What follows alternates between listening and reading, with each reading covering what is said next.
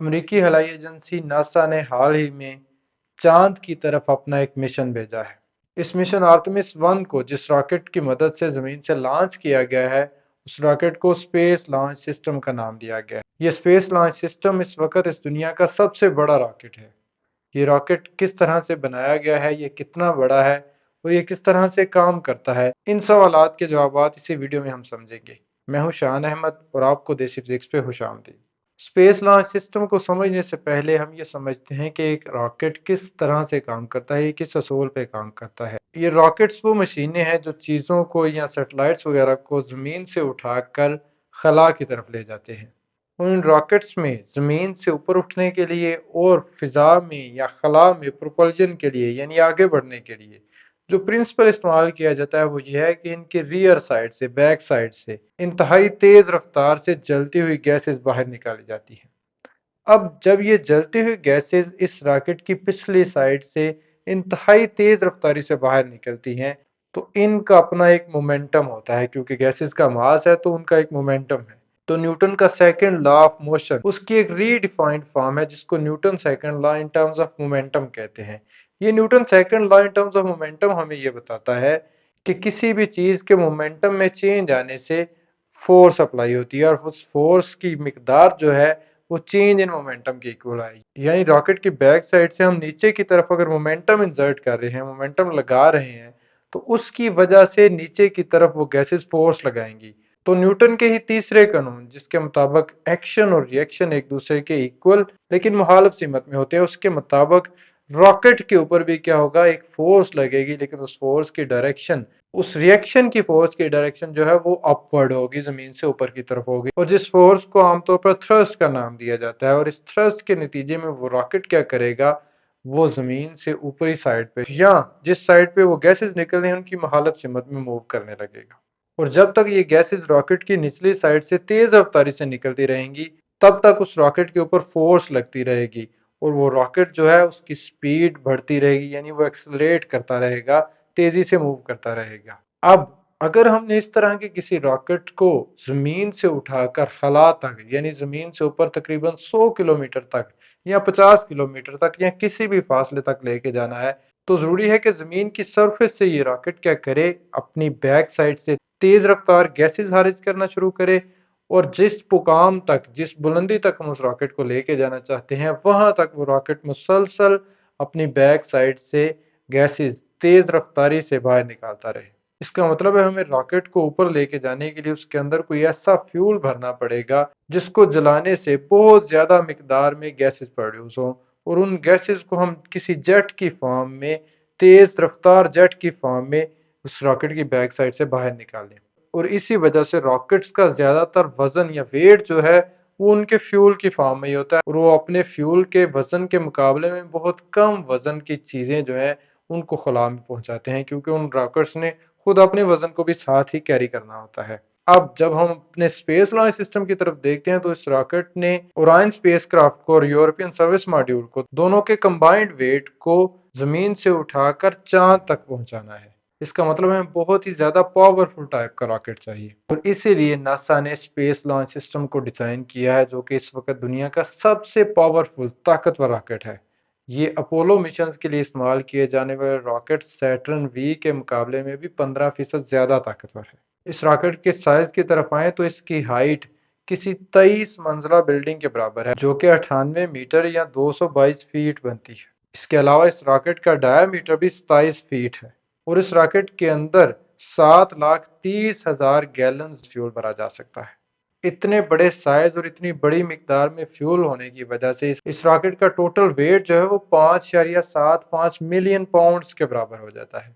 60 की दहाई में अपोलो मिशन के बाद इतने बड़े साइज का रॉकेट दोबारा नहीं डिजाइन किया गया था, क्योंकि इसके बाद जो खलाई मिशन किए गए उनमें जमीन की सतह से बहुत ज्यादा ऊंचाई तक कोई मिशन नहीं था। ज्यादातर मिशन में नासा को इंटरनेशनल स्पेस स्टेशन तक जाना होता था, लेकिन चांद पर जाना इंटरनेशनल स्पेस स्टेशन पर जाने से बहुत डिफरेंट है, क्योंकि चांद इंटरनेशनल स्पेस सिस्टम के मुकाबले में हमारे से, जमीन से 1,000 गुना ज्यादा दूर है। इसलिए चांद पर दोबारा इंसान की वापसी के लिए किए जाने वाले मिशन आर्टेमिस के लिए 2011 में एक नए रॉकेट स्पेस लॉन्च सिस्टम को डिजाइन किया गया और 2011 के बाद से अब तक 2022 तक इस रॉकेट को बनाने में 18 अरब डॉलर की लागत आई है और इस रॉकेट को डेवलप करने में टोटल 1100 कंपनियों ने हिस्सा लिया है। और नासा इस रॉकेट को एक फ्लेक्सिबल रॉकेट के तौर पर इस्तेमाल कर रहा है जिसको मजीद मॉडिफाई भी किया जा सकता है।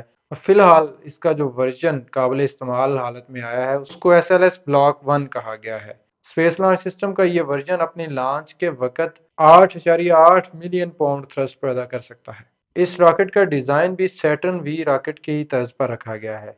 इसको एक से ज्यादा पार्ट्स में या स्टेजेस में डिजाइन किया गया है और इसकी सबसे बड़ी और कोर स्टेज वो है जो इस रॉकेट को जमीन से उठाकर जमीन के ऑर्बिट तक लेके जाएगी। ये कोर स्टेज जो है वो लिक्विड फ्यूल से भरी हुई है जिसमें दो टैंक्स हैं, जिसमें पहला टैंक बड़े साइज का टैंक जो है वो लिक्विड हाइड्रोजन पर मुश्तमिल है, जबकि दूसरा टैंक जो है वो लिक्विड ऑक्सीजन पर मुश्तमिल है।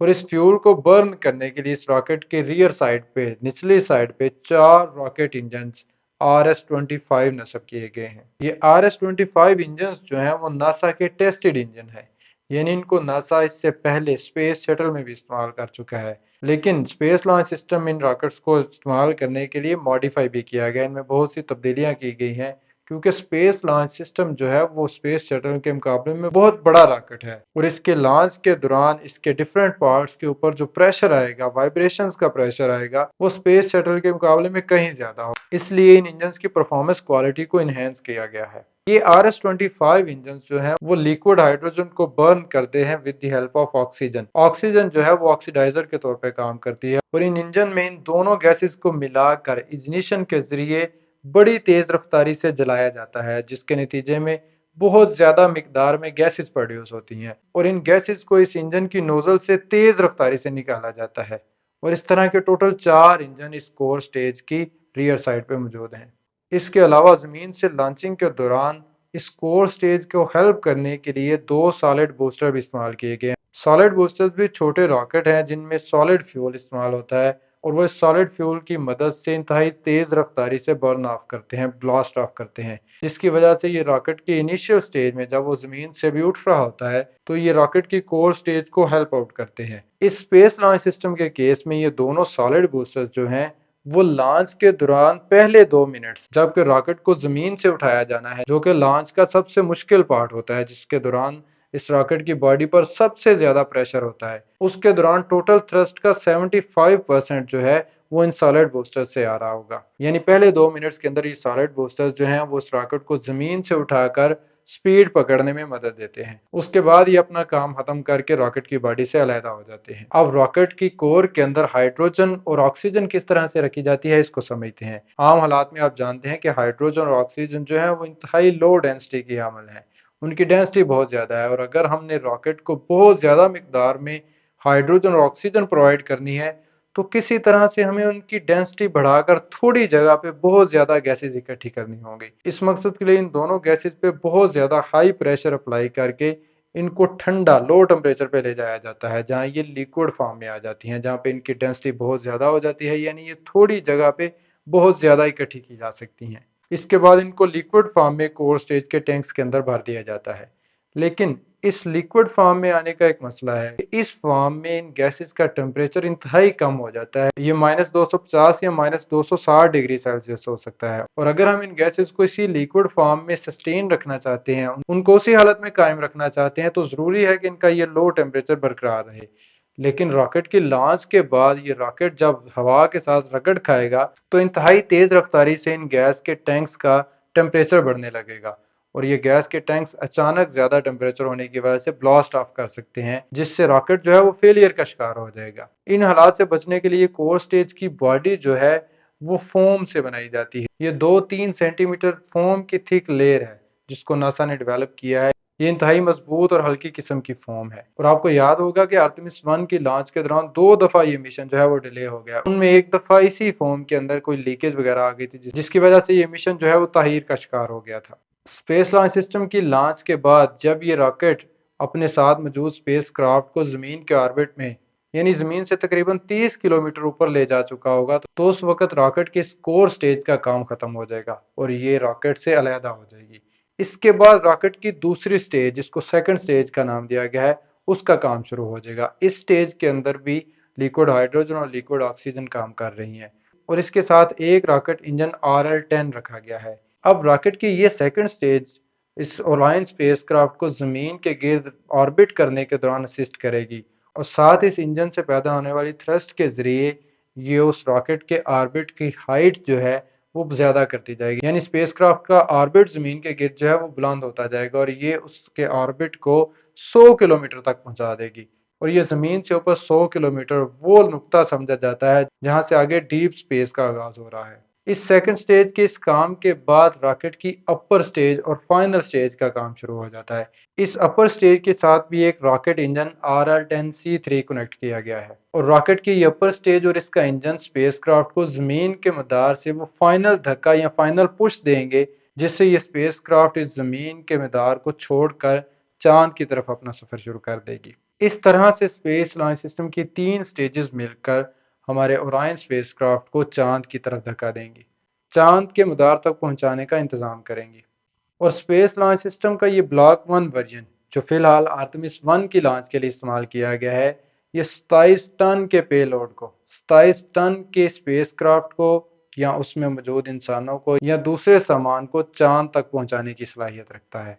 और नासा इस रॉकेट की दूसरे वर्जन ब्लॉक 1B और ब्लॉक 2 पर भी काम कर रहा है, वो इस ब्लॉक 1 की निस्बत भी ज्यादा ताकतवर होंगे।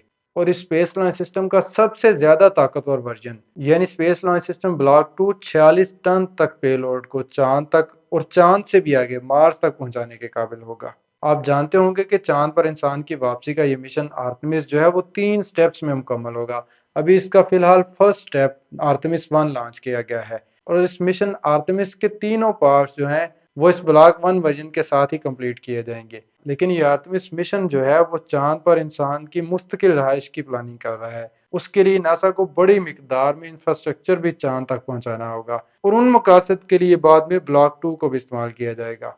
मुझे उम्मीद है आपको आज की वीडियो इंटरेस्टिंग लगी होगी। अगर आपके जहन में स्पेस लॉन्च सिस्टम के मुतल्लिक या इस वीडियो के मुतल्लिक किसी भी किस्म का क्वेश्चन हो तो कमेंट सेक्शन में ज़रूर शेयर करें और साथ ही हमारे चैनल को सब्सक्राइब करना ना भूलिएगा ताकि इस तरह की मज़ीद वीडियोज़ आप तक पहुँचती रहें।